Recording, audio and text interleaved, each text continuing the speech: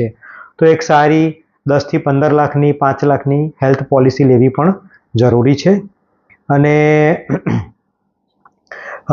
છેલ્લે તમને એક ટીપ આપું છું કે ઘણીવાર આપણે જોઈએ છે કે વ્યક્તિને હેડકી ચાલુ થઈ જાય છે, એ હેડકી બંધ થતી નથી ઘણીવાર, પણ ઘણા લોકો એને સામાન્ય સમજે છે।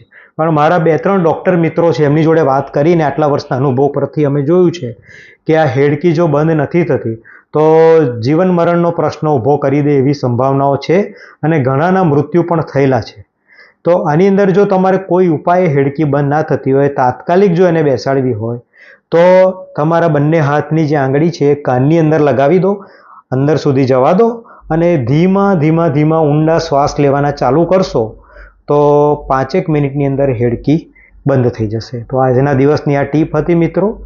વિડીયોને તમને ગમ્યો હોય તો તમે કમેન્ટ્સ પણ કરી શકો છો, આની અંદર કંઈ સુધારો વધારો કરવો હોય એ પણ તમે કરી શકો છો। આભાર, થેન્ક યુ।